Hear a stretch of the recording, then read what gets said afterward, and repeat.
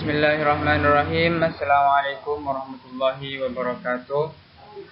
Yang terhormat dosen pengampu Ibu Dr. Rusdiana Nafriya, MPDI, yang kami banggakan dan kami hormati.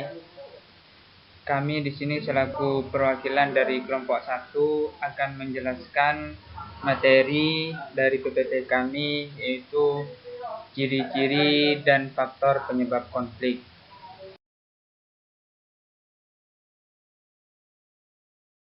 Ciri-ciri konflik. Ciri-ciri terjadinya konflik di sini menurut Wiono, ciri-ciri konflik itu yang pertama, setidak-tidaknya ada dua pihak secara perorangan maupun kelompok yang terlibat dalam suatu interaksi yang saling bertentangan. Jadi ciri-ciri terjadinya konflik itu karena adanya suatu kelompok yang terlibat dalam suatu interaksi yang mana interaksinya itu saling bertentangan antara kelompok tersebut. Yang kedua, paling tidak timbul pertentangan antara dua pihak secara perorangan maupun kelompok dalam mencapai tujuan. Jadi ciri-ciri konflik yang kedua itu karena adanya pertentangan antara dua pihak, baik itu perorangan ataupun kelompok dalam mencapai tujuan.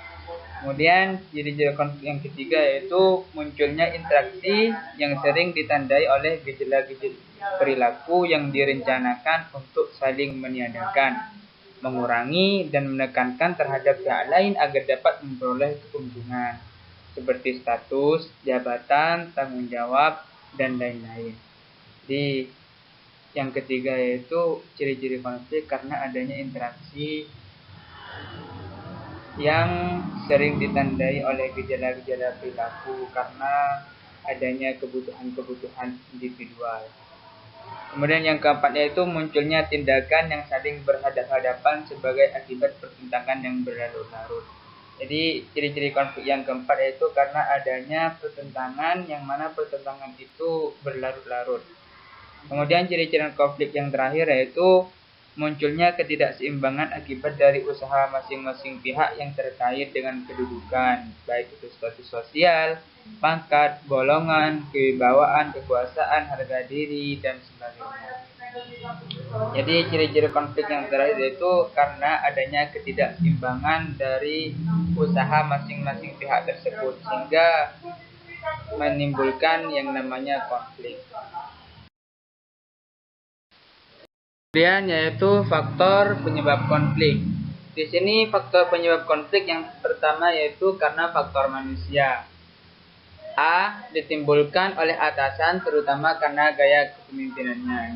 Jadi dari faktor manusia itu karena ditimbulkan oleh atasan terutama karena gaya kepemimpinannya. Jadi gaya kepemimpinan dari seorang atasan itu juga berpengaruh terhadap bawahannya. Dan juga apabila tidak baik gaya pemimpinannya maka akan timbul konflik. Kemudian B itu personil yang mempertahankan peraturan-peraturan secara kaku.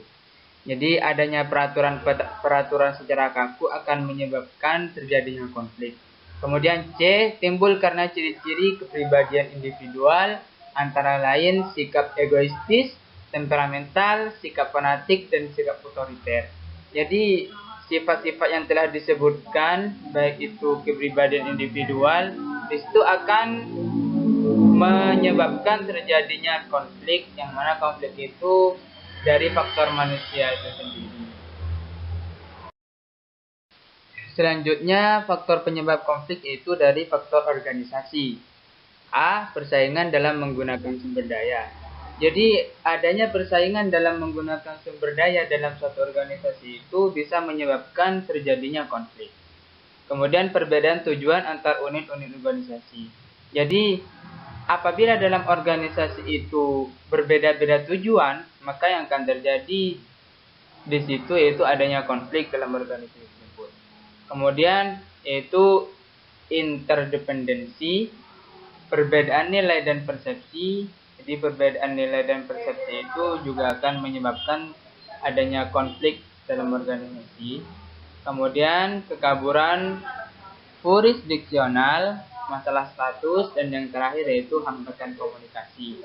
Jadi komunikasi itu sangat penting. Jadi ketika ada miskomunikasi dalam organisasi, maka akan timbul yang namanya konflik. Seperti itu.